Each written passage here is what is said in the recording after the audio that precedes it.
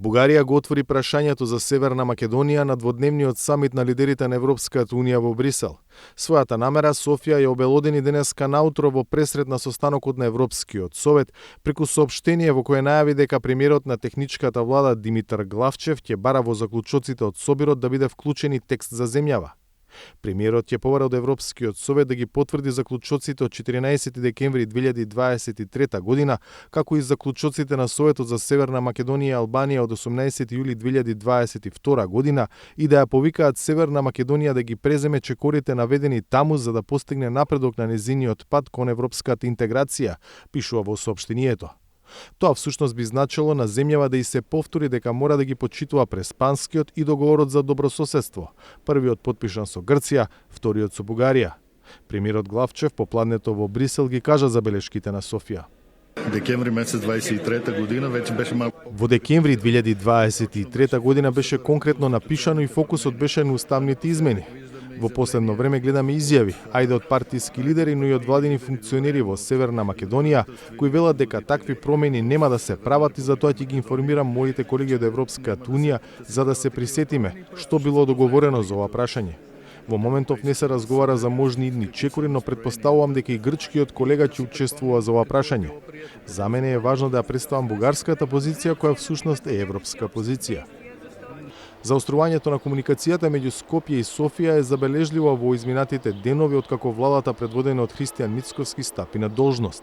Новиот премиер смета дека има простор за преговарање на европската преговарачка рамка договорена во јули 2022 со што се отстрани бугарската блокада, но и се вметнаа уставни измени како услов за отворање на преговарачките поглавја.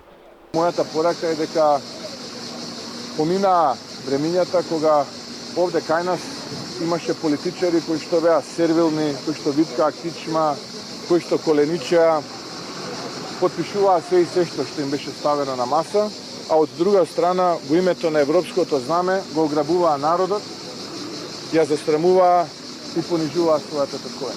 Јас сум за тоа да се почитуваат договорите, тоа е двонасочна улица. Јас сум за тоа да се градат пријателства со соседите. Соседите се факт и ние не можеме да избегаме тој факт. Јас сум со тоа да се градат мостови, но истовремено и да се почитуваме. И Грција има своји забелешки за политиките на новата власт. Тие се однесуваат на употребата на уставното име. Државата и политичкото раководство на Северна Македонија избраа да не го користат уставното име Северна Македонија на домашната сцена. Тоа е флагрантно кршење на Преспанскиот договор кој предвидува дека името на државата ќе биде едно и единствено, ерга омнес, за севкупна употреба и тоа е Северна Македонија. Премиерот и членовите на владата го потребија уставното име при давањето заклетва. Мицкоски најави дека ќе го користи во странство, но не и во земјава. Нешто што е неприфатливо за Грција и нешто што може потенцијално да доведе до нова блокада на евроинтеграциите. За Гласот на Америка, од Скопје, Владимир Мирчевски.